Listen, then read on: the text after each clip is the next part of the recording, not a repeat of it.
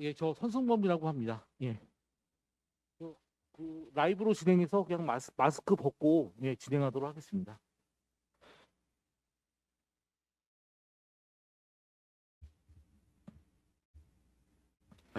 예, 3월 앞두고 예, 지금 이 시기에 좀 생각해야 될 것 위주로 진행해 보도록 하겠습니다. 예. 예, 일단은 예, 그 대치동에서 예, 대우를 좀 못 받고 있는 예, EBS에 대해서 말씀을 드리도록 해보겠습니다. 예. 일단 EBS가 왜 대치동에서 대우를 좀 못 받나 이렇게 생각을 해보면 예전 수능에서는 제도 자체가 어머님들도 아시겠지만 예, 좀 쉬운 문제가 27문제 정도 나오고 예, 소위 말하는 이제 킬러라는 문제가 3문제 정도 나와서 보통 이제 EBS의 형식적인 연계율 자체가 예, 70%였다는 거죠. 그러면 이제 전체 문항이 30문항이니까 70%면 21문제잖아요. 근데 그 21문제가 한 문제가 나오긴 나오는데 어디서 나오냐? 예, 쉬운 27문제 중에 21문제가 나오니까 예, 대치동의 이제 일반적인 학생들은 예, 이 27문제를 거의 다 마치기 때문에 사실 이 21문제가 나오긴 나오는데 EBS를 공부를 안 하나 어차피 맞는 문제가 나오다 보니까 예, 실질 연계율 자체가 예, 형식적인 연계율은 70%인데 실질적인 연계율 자체는 0%가 된 지가 예, 이게 한 몇 년 동안 계속 그래왔다는 거죠. 이게 이제 몇 년 동안 반복되다 보니까 예, 당연히 이제 예, 대치동에서는 EBS의 어떤 대우 자체가 좋아질 수가 없다. 그래서 예, 거의 이제 대치동의 어떤 컨텐츠 자체가 예, 소위 말하는 킬러를 좀 대비하는 자체 모의고사 위주로 이제 돌아갔었는데 제가 이제 말씀드리고자 하는 부분은 예, 작년부터 이제 수능이 좀 바뀌었다는 거죠. 예, 어머님도 어느 정도 아시겠지만 예, 문제 자체의 포맷이나 구조가 바뀌어서 지금은 아주 쉬운 문제는 한 15문제 내외 정도밖에 나오지 않고요.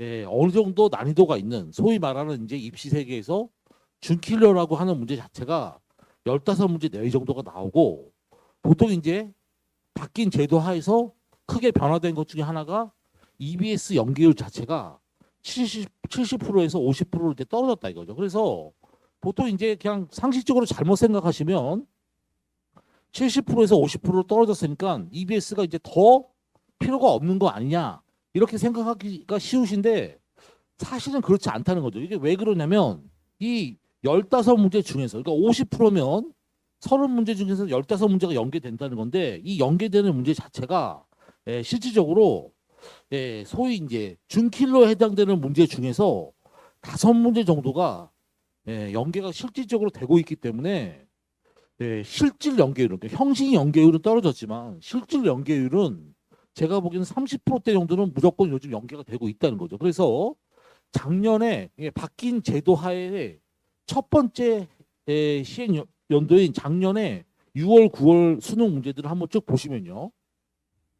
예, 이 문제 6월 9번인데요. 예, 정답률 자체가 70% 정도인데 객관식 문항은 보통 이제 어머님들이 생각을 하실 때 이게 사실 찍어도 20%가 맞기 때문에 20% 정도를 감하고 보시면 정답률 한 50% 정도 문제 내외 정도 문제인데 4점짜리 문제고요. 예, 이 문제 자체가 이제 수열이 뭐 홀수일 때 짝수일 때 해가지고 12번째 항이 뭐일 때 뭐 초항이나 이런 거 구하라 이렇게 나왔는데 이게 사실은 그죠? 예, 작년도 수능 특강 문제하고 비교를 딱 해보시면 예, 느낌 아시겠죠? 예, 홀수일 때 짝수일 때 예, 뭐가 두 개가 있어가지고 홀수일 때 짝수일 때 해서 예, 이놈이 이놈일 때 이 앞에 놈을 구하라 이제 이런 형태가 돼서 아 이게 이제 예, 작년에 이제 저도 처음 겪어보니까 이제 6평을 보고 좀 느낌이 왔다는 거죠.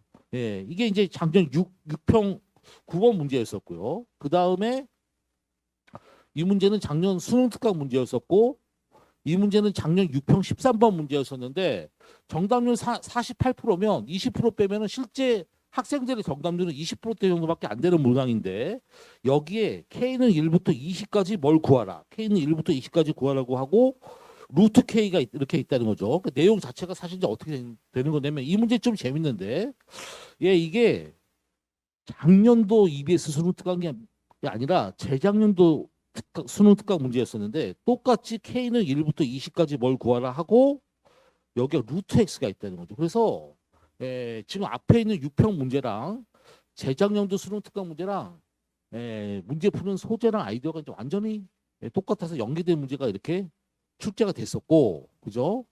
이게 이제 6평이었었고요. 그 다음에 9평인데요. 9평은 10번. 그러니까 이제 당연히 이제 4점짜리 문항이고 정답률 60%니까 실제 정답률은 한 40% 정도 되는데 소재 자체가 y는 a의 사인 b 파이 x. 이렇게 해가지고 그림이 나오고 삼각형의 면적이 어쩌고 저쩌고 구하라 이렇게 나왔는데 다음 문제는 뭐냐?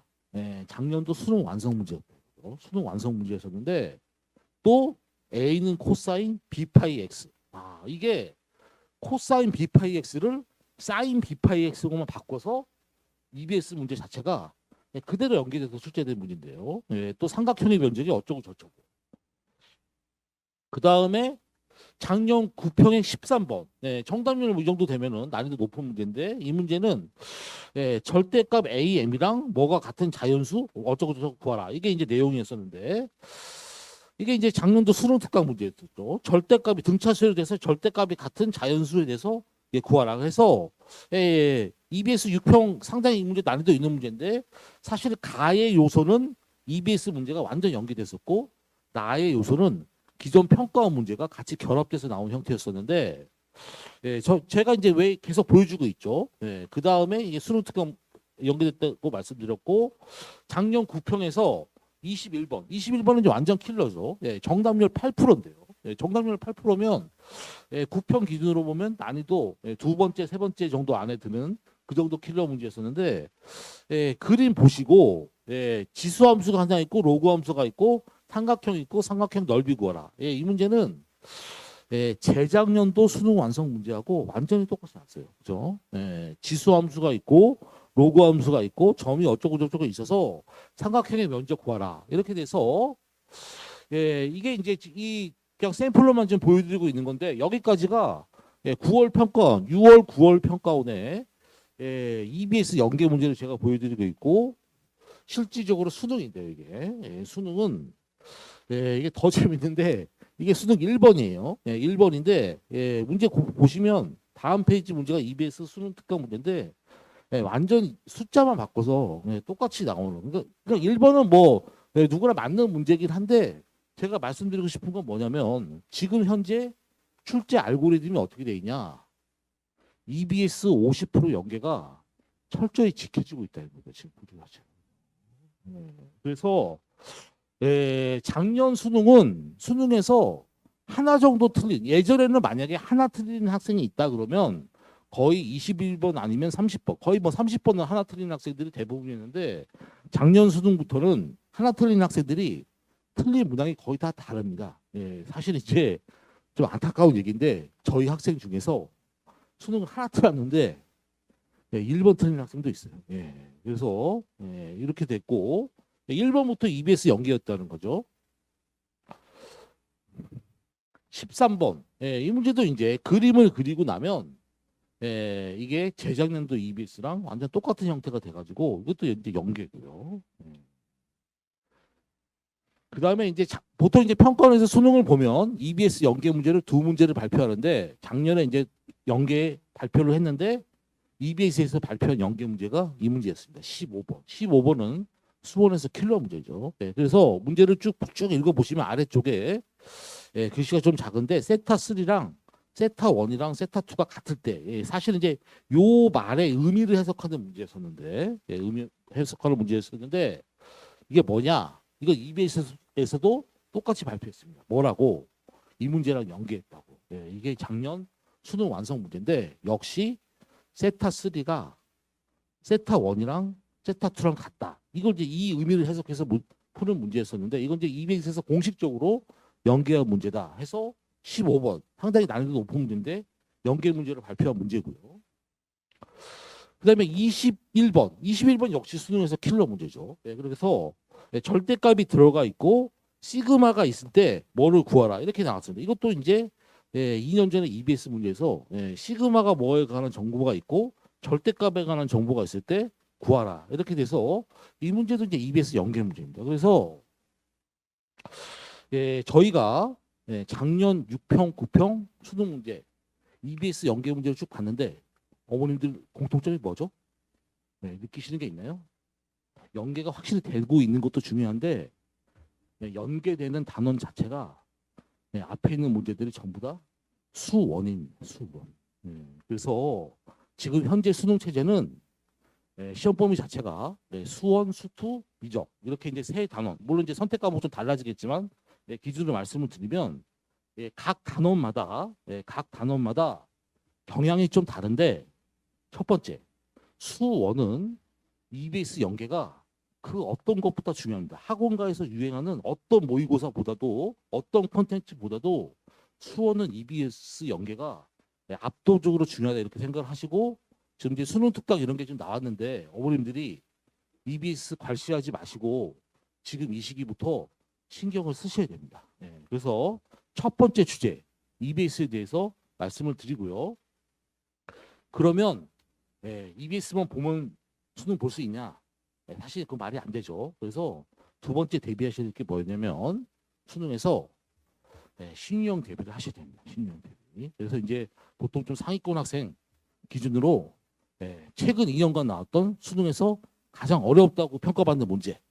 작년은 22번인데요. 보시면 정답률 5%. 작년은 이제 수능에서 사실 이제 유일하게 킬러라고 좀 평가받는 그렇게 되는 문제인데 구조 자체를 보면 좀 어지러운 상황이 있어. 이 형태가 이제 과거 가형 시절의 스타일하고 이제 거의 유사한데 쭉 해서 극한이 뭐 이렇게 돼 있을 때 뭐 이런 조건을 만족할 때 이제 FX를 구하라 이런 형태였는데 사실은 그죠? 사실은 이미 작년에 출제됐던 경북대에서 나왔던 논술 문제 자체가 거의 소재적으로 거의 똑같이 나왔다 이거죠. 그래서 이제 나 이런 제시는 조건이 있는데 극한값이 어쩌고 저쩌고를 만족하고 있을 때 FX 구하는 이런 형태의 문제가 나와서 일반적으로 어머님들 좀 생각하셔야 될 거 뭐냐면 수능은 출제하시는 분이 대학교 교수님이다 이거죠. 그래서 새로운 신유형 문제를 대비하기 위해서 학생들이 가장 효과적으로 준비할 수 있는 방법은 당연히 대학교 교수님이 출제한 문제를 풀어보는 거다. 어머님들이 일반적으로 대치에서 유행하는 사설 모의고사 이런 건 전부 다 뭐 대학생 이런 학생들이 출제하기 때문에 대학교 교수님이 출제한 문제랑 달라도 뭐가 다르다는 거죠. 그래서 대학교 교수님이 출제한 문제를 미리 겪어보기 위해서는 사실은 논술 세계에서 수능형 논술 문제가 그렇게 많지 않습니다. 특히 지금 현재 수능에서는 수투가 거의 킬러로 나오기 때문에 논술 문제는 거의 다 미적분이죠. 그래서 수투 미적분 기준으로 보면은 미적분 문제가 압도적으로 많고 수투 문제는 사실 한 50문제 정도밖에 안 됩니다. 수능형 논술 문제는 50문제 정도밖에 안 되고 이 50문제조차도 과거에는 거의 수투에서는 출제가 되지 않았고 제도가 작년부터 바뀌었기 때문에 작년 논술 문제부터 수투에서 논술 문제가 나오기 시작해서 그 문제 자체가 그렇게 많지가 않아서 그 문제들을 접해보는 게 신유형 대비로 가장 효율적이다 이렇게 말씀드릴 수 있고요. 작년 킬러 그 다음에 재작년에서 가장 어려웠다고 평가받는 문제는 사실 재작년은 30번이 아니라 20번이었는데 20번 문제 자체가 정답률 자체가 실질 정답률이 10%대밖에 이제 안 나왔던 이제 유명한 문제인데 이 문제조차도 이제 이 문제는 지금 범위 자체가 미적분이긴 한데 보통 시중 풀이 자체가 이게 EBS 풀이 저희가 이제 캡처해서 좀 보여드리고 있는데 여기서부터 시작해가지고 너무 풀이가 길기 때문에 한 페이지 보여줄 수가 없어서 3단 구성을 해서 쫙 이렇게 이제 해서 여기까지 쫙 계산을 하면 이게 답이다. 이게 이제 작년이 아니라 재작년 수능 20번인데요. 사실은 저희 연구실에서는 이렇게 풀지 않고 이렇게 풀고 있습니다. 이렇게 풀고 있는데 사실 이제 그래프의 개형 자체의 의미를 해석하고 나면 계산은 저희는 이제 한 2줄, 3줄이면 이제 끝나는데 그러면 저희 연구소가 이게 잘 나가지고 이렇게 푸는 거냐?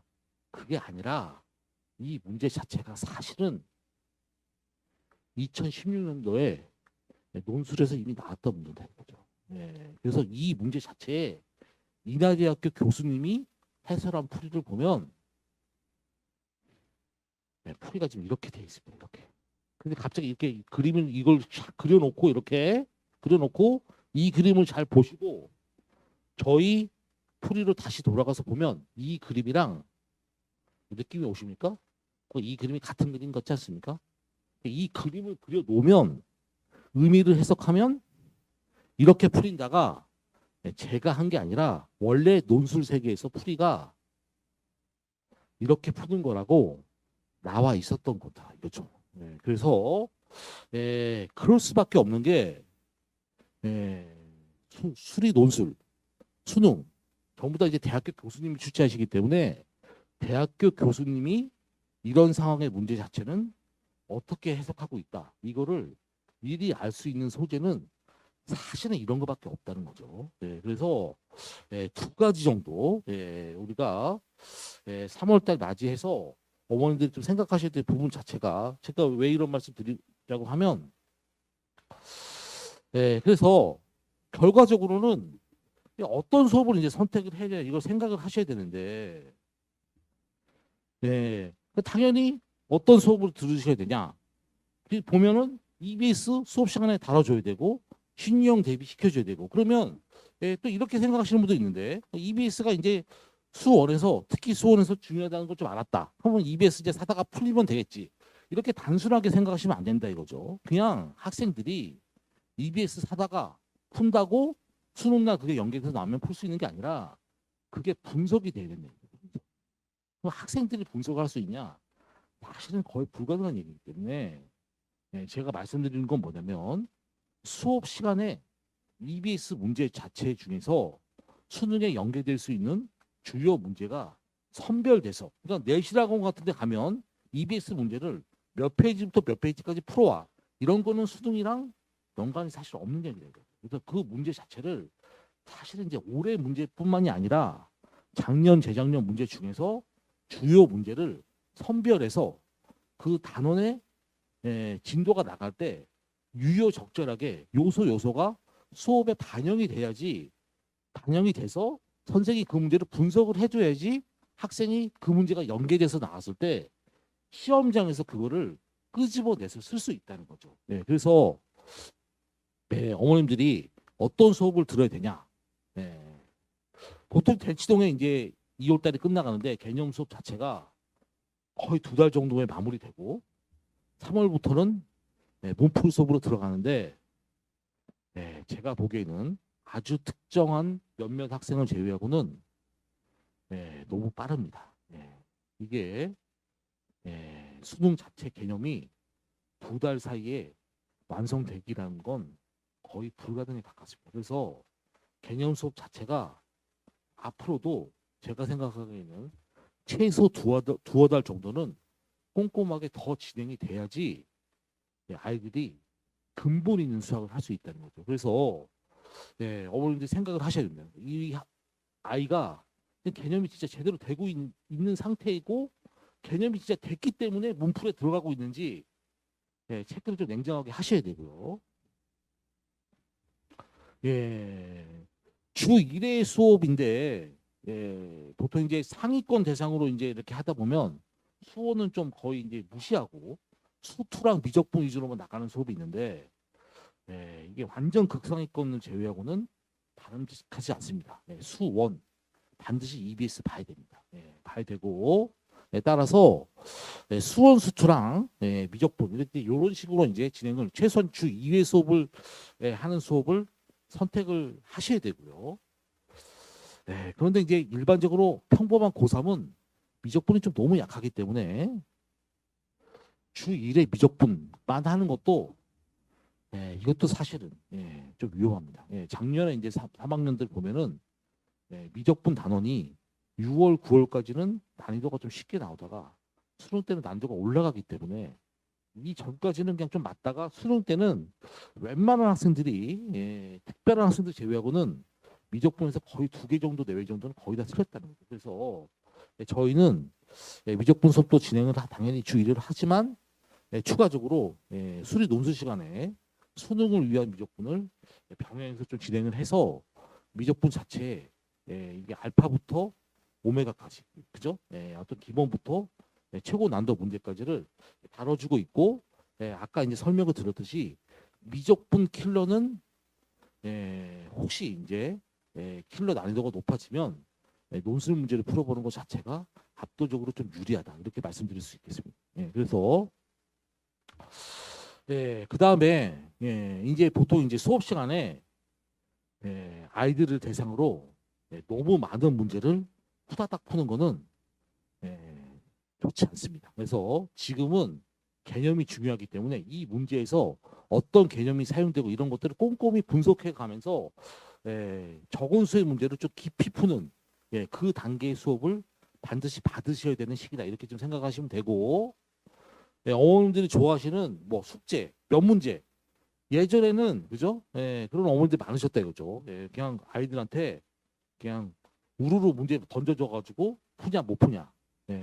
아이들의 공부 양은 한계가 있기 때문에 숙제 자체도 너무 과하게 이렇게 하게 되면 그 문제 하나 자체를 전부 다 건성건성 풀게 되고 깊이가 생기지 않고 지금 대치동 학생의 일반적인 수준을 비교했을 때 악순환만 반복될 수가 있다. 이걸 좀 생각을 하셔야 된다는 거죠.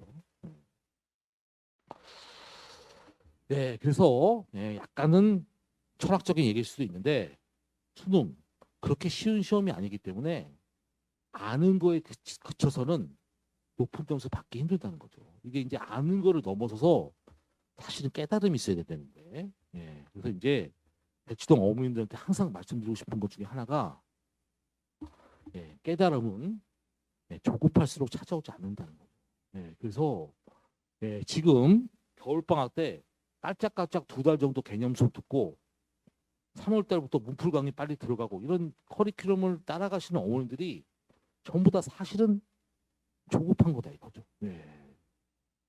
사실은 그럴 수밖에 없는데 우리 애가 시험을 빨리 봐서 잘한다는 거를 자꾸 입증을 하고 싶으신데 아직 우리는 사실은 수학 잘 못한다 이거죠. 좀 냉정하게 생각하실 필요가 있다는 거죠. 그래서 보통 이제 어떤 과목을 어떤 학문을 하든지 간에 이 4가지 단계를 거쳐야지 된다고 얘기하는데 첫 번째 단계는 그죠? 흉내 내는 거죠. 초보자일 때는 전문가들이 하는 저 같은 이제 강사들이 하는 걸 이렇게 보고 개념 강의 같은 걸 듣고 처음에는 선생님들이 하는 걸 따라하면서 모방하면서 그 단계를 거치고 나서 그 단계가 지나면 당연히 반복 숙달을 해야 된다는 거죠. 그래서 지금 1월 달부터 수능 공부를 하셨다고 생각을 하면 2월 말 3월 달 들어가면 하셔야 될 거는 반복 숙달을 하셔야 되는 단계다 이거죠. 이 자체가. 그래서 반복 숙달이 되면 그 다음에 이제 보통 남한테 설명을 해보라 이렇게 얘기를 하는데 남한테 학생이 설명을 할 수는 없지 않습니까? 그러니까 반복 숙달을 하는 과정에서 깨달음을 얻고 나서 그 다음에 시험을 봐야 되는데 대치동에서는 어떻게 되냐? 이거 찔끔 거의 이런 걸 거의 건너뛰고 바로 여기로 들어가서 몸풀 모의고사 시스템으로 바로 들어가다 보니까 이미 이게 돼 있는 학생들은 큰 문제가 되지 않는데 2단계가 돼 있지 않은 학생들은 실력이 늘지 않는다는 거죠. 그래서 작년에 바뀐 제도화에서 어느 정도 말씀 들으셨겠지만 시험의 결과가 완전 양극화돼서 완전 잘하는 학생들은 문제가 생기지 않는데 평범한 학생들은 점수를 많이 못 받는 이런 체제가 반복될 수밖에 없는 그런 이제 시스템을 지금 현재 대치동 시스템이고 그렇게 될 수밖에 없는 게 옛날에는 27문제는 그냥 대치동 학생들 다 맞았는데 지금은 15문제 자체가 준킬러. 이 준킬러가 말이 이렇다는 거죠. 그 문제가 막히면 킬러가 되는 거고 안 막히면 쉬운 문제가 되는 건데 누구한테나 다 막힐 수 있기 때문에 준킬러를 해결하기 위해서는 과거에 하시던 학습 방법에서 바뀐 체제하에서 바뀐 공부 방법을 선택을 하셔야 된다는 거죠. 자, 그래서 그냥 수업 시간표나 이런 거 간단히 좀 설명을 드리고 저희가 이제 금요일 날 당원에서 수원수투 이제 정기반을 진행을 하고 있고 제가 이제 이강이랑 명린에서도 다른 이제 학원에서도 진행을 좀 하고 있습니다. 이렇게 하셔서 간단히 저희가 이제 다원에서 진행하는 수원수도 정규반은 지금 이번 주부터 수원을 좀 마무리하고 수능에서는 거의 하이라이트라고 할 수 있는 수투로 이제 들어가게 됩니다. 일정표 잠깐 참고하셔서 참고하시기 바라고 장시간 경청해 주셔서 감사합니다.